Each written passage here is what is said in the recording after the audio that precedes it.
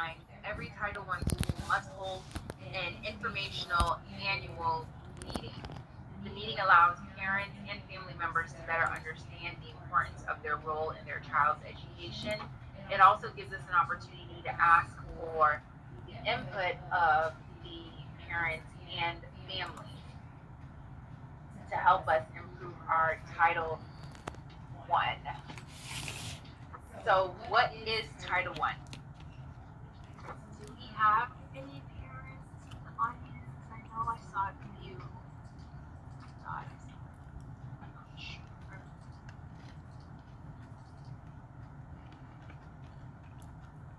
Ms. Mason, are you able to check to see if we have any parents? Okay.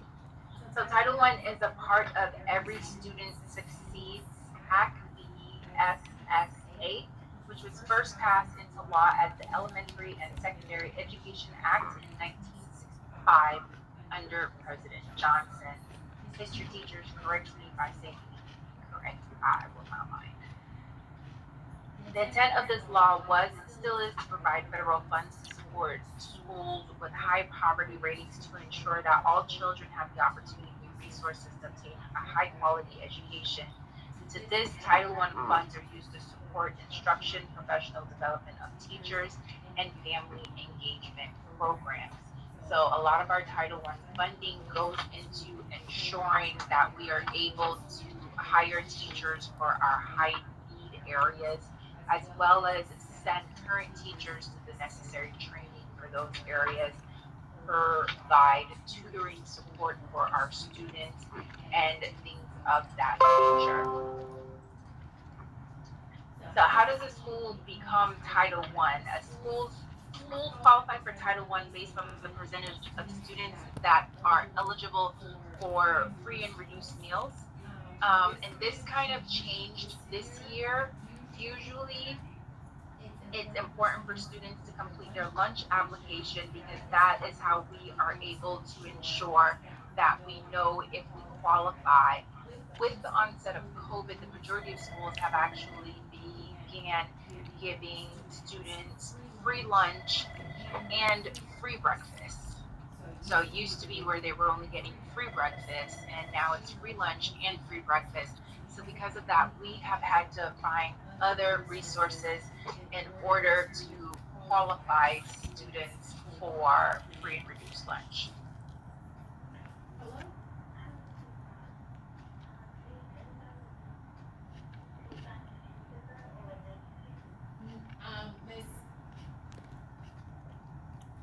Miss Karen, do you have the letter, the dismissal letter for Elizabeth? I gave it to Miss Averill. Okay, that's it. Nothing else. Uh-huh. All right.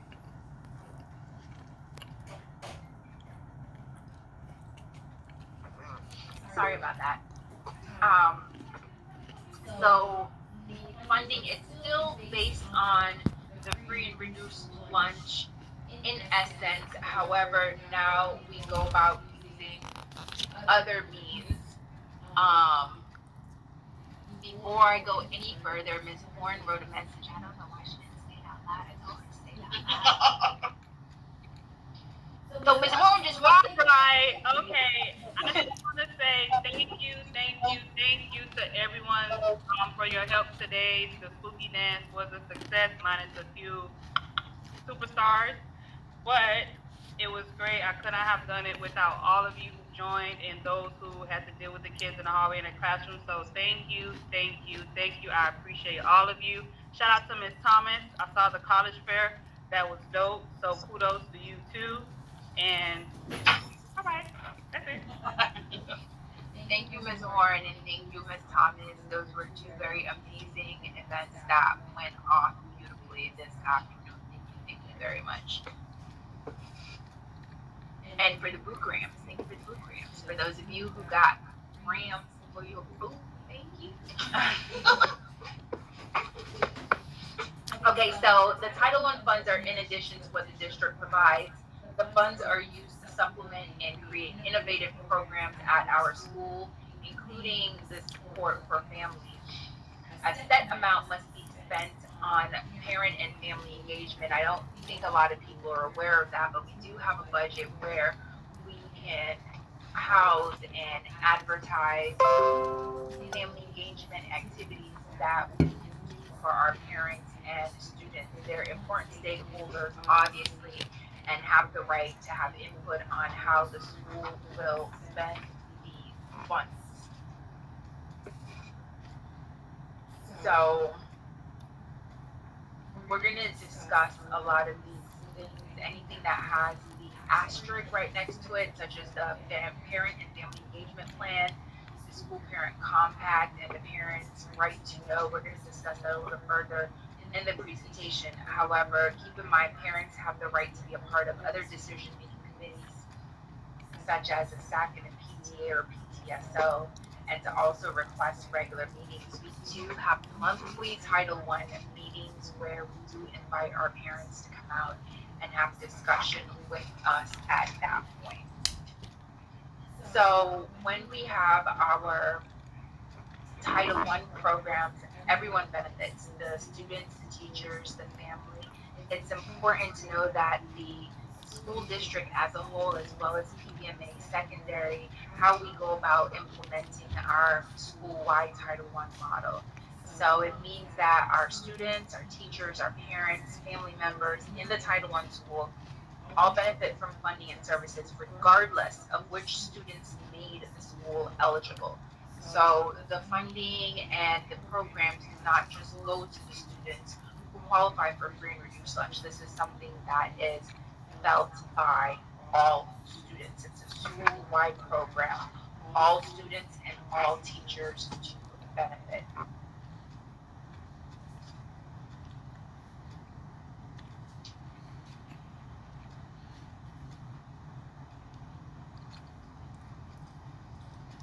So we do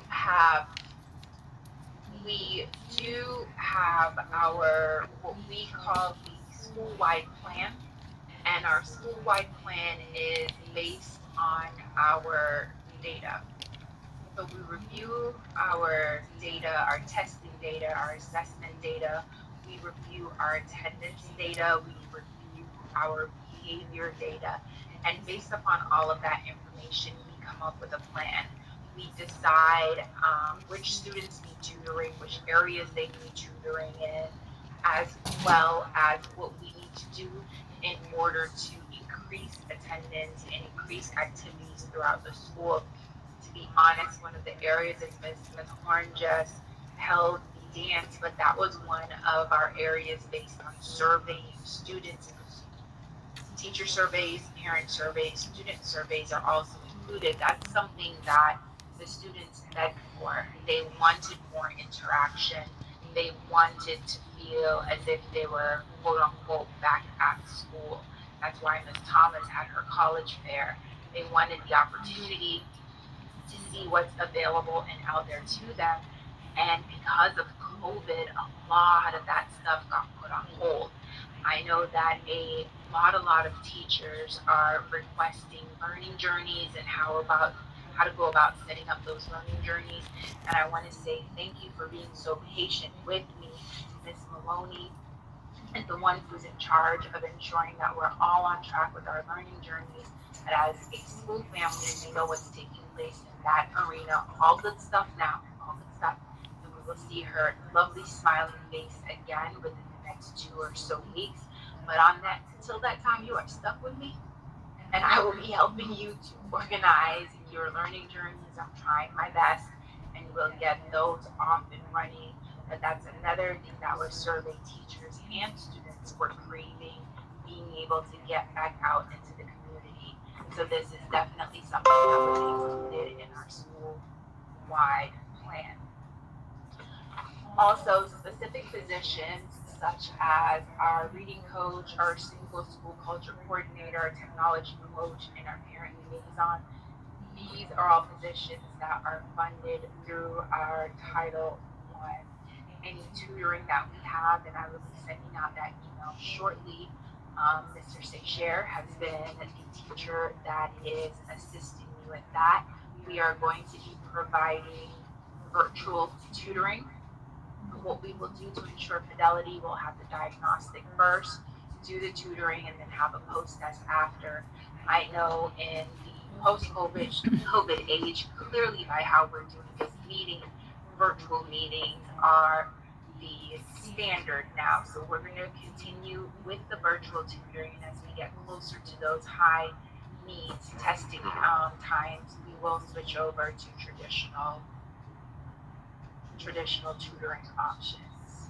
So our technology and our supplies, it says K through 5 for the iReady reading and math, but we have the iReady, we have the iExcel, we have Lexia, we have Reading Plus for us here at the secondary campus. So for our parent and family trainings, we did our presentation to staff in order to discuss this, but we are also going to have different engagements where you can include parents and family members into what you're doing in the classroom, such as our curriculum night. We'll also have family science night, STEM night, progress monitoring, how to interpret report cards, test results. And here on the secondary campus, just to give you a heads up, Ms. Thomas, we're going to have our FAFSA night coming up. FAFSA night is going to take place in January. That's usually when the information is released and tax information is gathered, so we can walk parents through what is necessary to get their students the funding that they need for college. And again, as I'm not sure if everyone saw the message I sent out or if you saw the book bags on campus, our students are quite entrepreneurial, and they have been selling cookies, chips, candy, homemade bracelets, friendship bracelets. And because of that, they have inspired Miss Stone to start a business program next year. There are several staff members that have business degrees and would love to teach those business classes. So we're going to incorporate some of those business classes into our maritime theme. The focus will be on maritime careers, looking at how to approach those, but we don't want to stamp down the entrepreneurial spirit of our students. No, you can't sell cookies and chips on campus. However, we'll teach you the proper way to go about earning a business degree and what you have to do to get business licensing, opening up your own LLC, and so forth. So we will introduce them to that. So those are some of the things that we can look forward to. Research shows that when the parents are aware of what's going on campus, that the entire school functions much better and at a higher capacity. When we positively impact our families, they can positively impact their students. They're going to earn better grades, do better on attendance, and attend school more than likely. It's vital. I know you're busy.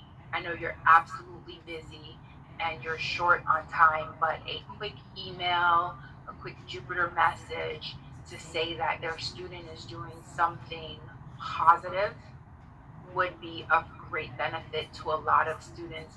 We already make the negative phone calls. If a student is acting up, we're already making those phone calls.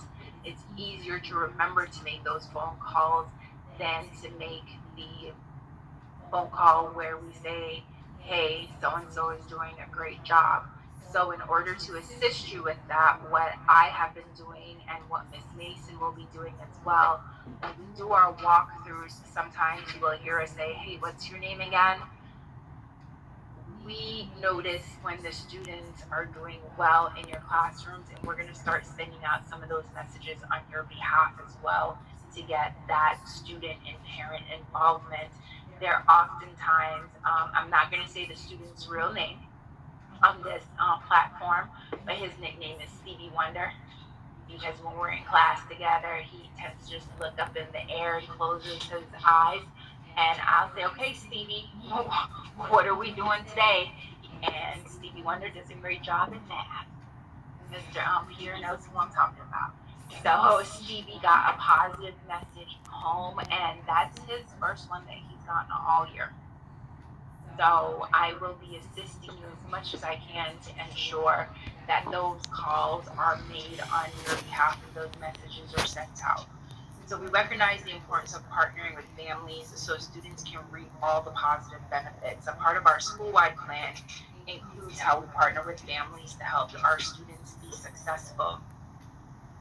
So we have an entire plan on the different things that we need. It's another reason why on our, no, not reason why, it's another reason that on our Facebook page, we have been focusing on the different departments and the different teachers. You in your classrooms are dynamic. You are absolutely amazing. You are in there from 8:30 to 3:30, killing it, and you don't realize it. You don't. Mr. Kaufman, Miss Horn, Miss Wilmot are zooming in and out of those classrooms. Miss Thomas and Miss Simmons are doing their guidance lessons. Let me tell you right now, you all are doing an amazing job. I'm still waiting for Coach Hal to show me how he's going to license Tenali Ball because he needs to do it. But these are all things that you all have come up with, and they're amazing. And I think sometimes you forget because you're tired, because it's a lot that you do and the many different hats that you wear, you don't realize how amazing you are as educators. And let me tell you right here, right now, in front of our parents, I am proud of all of you, and I thank you for everything that you are doing for our students. You are the foundation in what you do. And even though I am a former classroom teacher, I'm not going back in there with y'all. So hats off and great job. I will do my part to support you as your lead support staff member. I'm not coming in there with y'all. I'm not coming in there. So we will do our best to continue to strengthen our partnership with our parents.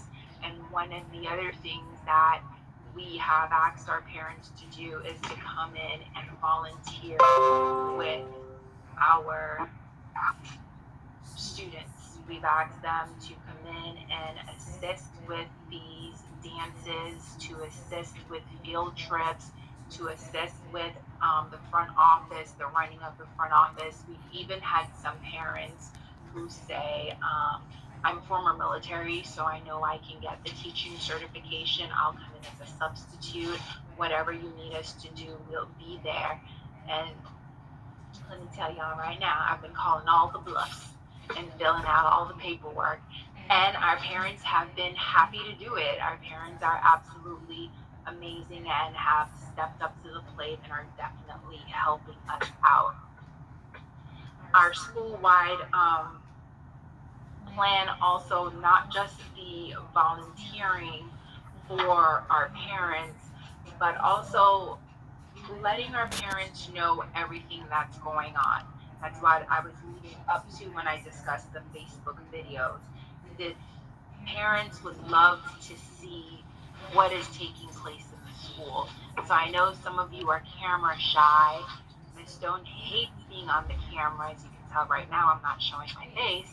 I hate being on camera, but I do the video every single week. I want you all not to do it every week, but to be willing and open to share what is going on in your classrooms, what you're taking part in on the campus, so that our parents know how to join in and see what's going on. Our overall goal is to empower our parents and guardians of the school. If our parents are happy, our students are happy, and we're all able to be successful. And everything is going to be posted on our parent website. So please, please, please do not be afraid of that. Some of these dates are going to be changed, such as the very first one with the strategies to support at-home learning. That's a video that we are going to create and post separately. We do have our Family Science STEM Night that's coming up. That's to be determined, as well as how to monitor your students' academic and interpret their report cards. For us, this is very, very important. We've noticed earlier on that there's some confusion between quarter grades and semester grades and how it's reported. Life is very different on the secondary level than it is on the elementary level, and that causes a bit of confusion, especially for our sixth grade parents. It's not that quarter grades are not important, but they're only a quarter of the grade. We have 3/4 more of the way to go. So your student has a lot more work to do. If they have an A for the first quarter, that does not mean sit back and relax. And if they have a C for the first quarter, it doesn't mean start freaking out as well either. So it's a dance that has to take place, and Ms. Thomas and Ms. Simmons are well versed and knowledgeable in how to explain this to our parents, but we're going to take it a step further, and we will host a progress monitoring event in December for all of our parents. And these will all be virtual, teachers. These will all be virtual trainings when we meet with our parents as well. We do have our school parent compact, and an important part, this is a very important part of the parent and family engagement plan. It was developed jointly with parents and families. It's usually done the previous year. So the one that we're going to work on this year will be for next school year. It outlines the responsibilities that parents, family members, and staff have when it comes to raising student achievement, because we all have our different roles to play. We have our roles in the classroom, our support staff, we have our role that we have to play via the offices, and then parents at home, you have your role as well. It's very important to not just say, do you have homework, but to say, show me where you have done your homework, because we've noticed with our secondary students, that is where the issue is coming in. Our students are aware of the work that they need to turn in. The majority of them comprehend the work that must be turned in, and yet they don't turn it in. And they go home and they say, I didn't have homework. I finished all my classwork. The best thing that you can do for us parents to support us is to say, show me. We have our Google Classrooms, we have IXL, we have Lexia. The majority of our platforms are housed online. StudySync. Have your student log in front of you and show you their progress, show you their work, show you what their grade is in Edgenuity. Let them show you what it is that they have been doing on a day-to-day basis in the classrooms, because you might be surprised that some of them haven't done anything. And that's why their grades are faltering. So that's something very important. That's one way in which we would love to have your support as the parent at home when it comes to ensuring academic success. Are there any questions, comments, or concerns about the school compact?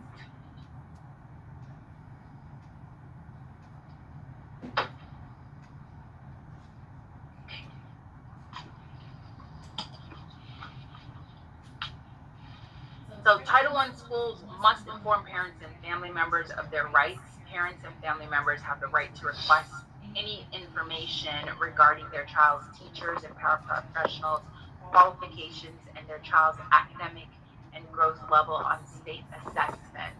As soon as the state sends out the assessment results, we send those home to you. So if you still have not received your student's access code, just send a message to Ms. Mason or myself, and we will send you the access code so you're able to see your student's fast results. From last year's EOCs and FSA assessments, we have mailed home those letters as well as handed them out to students in class. We have also sent home our out of field letters so you are aware of what certification your child's teacher has. Parents must be notified if their child has been taught for 4 or more weeks by a teacher who is licensed to teach in the state of Florida but does not hold a certificate to teach them in the subjects. And that's what I was making mention to in the previous slide.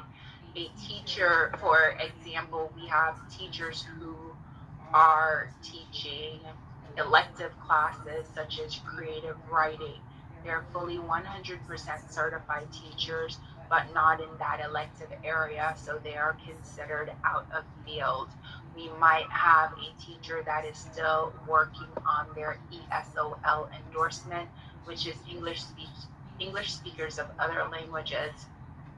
They're currently enrolled in classes, but maybe their level changed and they are trying to do everything that they can to ensure that their certificate is up to date. Those letters were sent home on October 13th, 14th, and 17th. If your class is being taught by a substitute teacher, those letters were also sent out as well. If you have not received your student's FSA or EOC or SSA information, please reach out to me and I will ensure that you are provided with that information. Migrant families are constantly moving from one state to another, from one district to another in search of agricultural work, and the students at times may fall behind due to their high mobility. These students are eligible for services that are provided by the Migrant Education program. So if you have a student that is moving due to your employment, we ensure that their goals and their needs are met as well. The program provides supplemental academic and social support to ensure that migrant students and their families are getting the best need possible. Through the interruption of schooling, there might be a difference in cultural and language barriers. There may be a thought of social isolation, and this is also where Miss Sally comes in and does an amazing job with counseling our students, sitting with them and reassuring them that they're doing a job well done. The program provides supplemental academic and social support. The parent and guardian must be interviewed first in order to see if you qualify, and then we will reach out to our district liaison in order to get additional information sent out to you. We do have a few students that are experiencing homelessness, and this is an additional service that we provide not only to our migrant students but to all other students, and we do this through the McKinney-Vento Homelessness Education Program. So this is for families who live in a shelter, motel, vehicle, or a campground, or even on the street or in abandoned buildings, motels, or hotels. If you are doubled up temporarily with a relative or a friend, you would technically be considered homeless as well, and we will be able to partner you with our district liaison in order to get the necessary services. We'll be able to provide you with school supplies, uniforms, supplemental services, as well as meals. We currently do have the meal program here at our school. We just need to know how to reach out to you. And this is 100% private. It's not something that is broadcasted. So please feel free to reach out to us so that we can assist you as best as possible. So Ms. Cooper is going to host an evaluation through Jupiter. She'll send it out this weekend, and I'm asking if we could please complete it says the chat, but it's actually going to be on Jupiter. So please, please, please, if you can, complete the evaluation for me and get that sent back to us.